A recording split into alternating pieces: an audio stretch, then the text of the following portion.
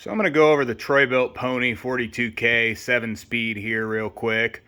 The thing has a 17 horse Kohler engine on it. It's basically Troy Bilt's rebranded version of the Pony. It's got the 42-inch stamped deck to it. So I'm going to go over some of the pros and cons, things to look out for. Just, should you buy this? It's a good question. At our local Walmart, these are $26.99. So little as $100 a month, it says. Kohler 5400 series, 17 horse, 541 cc Kohler on it. So it's got a full pressure lubrication system here. It's got the Kohler filter on it. Good filter. And it's got the full pressure lube, so that's definitely a good thing. It's got the oil drain down here, which allows you to quickly drain the oil. All you have to do is push it in and turn it, and then hook up your outlet here and it'll drain your oil out. Easy for maintenance there as far as the oil goes, that's for sure. Easy to get to the carburetor, the air cleaner, you know, up under here. Everything's kind of easy to get to on it, but the quality of it is low overall. So one of the main things to point out here is that everything is rolled steel. So I'll go ahead and pull it up here, show you a little bit closer exactly what I mean.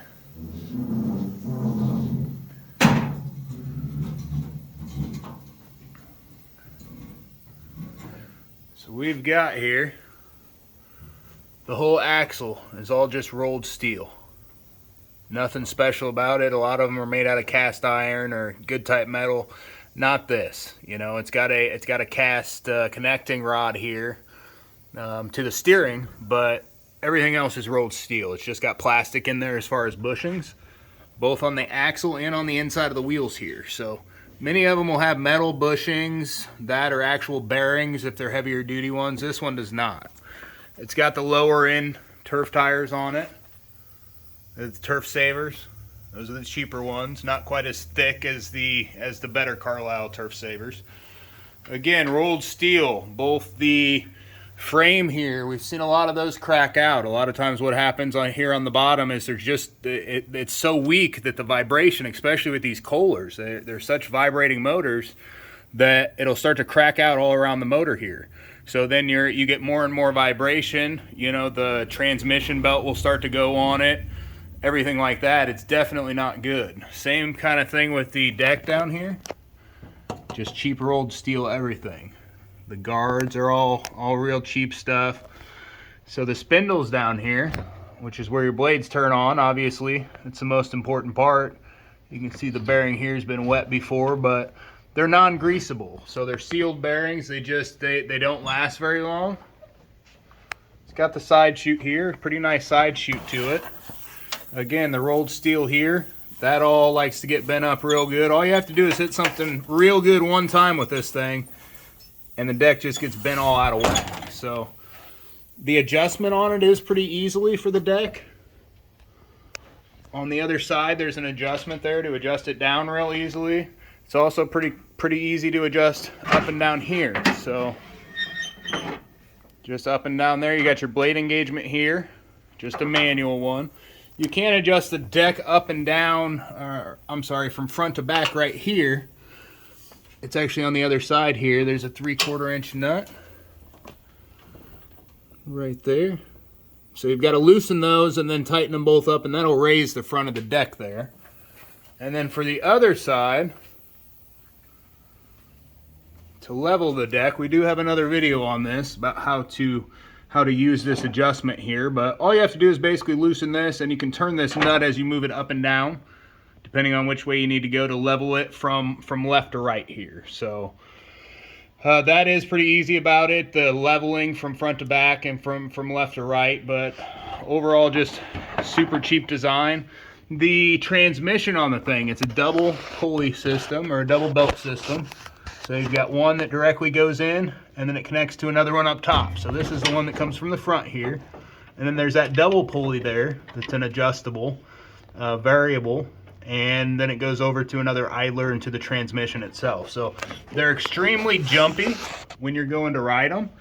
So if you've got this, as far as the adjustment goes, if you've got this flipped all the way into 7 here, and you let off this pedal, So to go, you actually let off the pedal to go faster. It's the opposite of a car.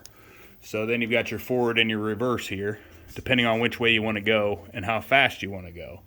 If you let off of that and there is no, you know, if you're on 7 and you dump that clutch real quick, you're going to do a complete wheelie. So it's going to take off extremely quick. If you're not sure what you're doing, or if the kids are playing around on it, you're definitely going to have some issues at that point. Not for somebody who's not pretty well versed in how these things run. I'm going to fire it up here real quick and just take a cruise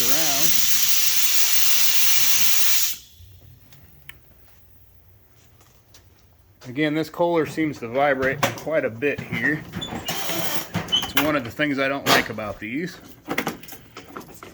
So then when you're cutting, if you want to mow in reverse, you've got to, after you start it, you'd be here, you want to flip it back, and then you want to push this until the button engages to mow in reverse.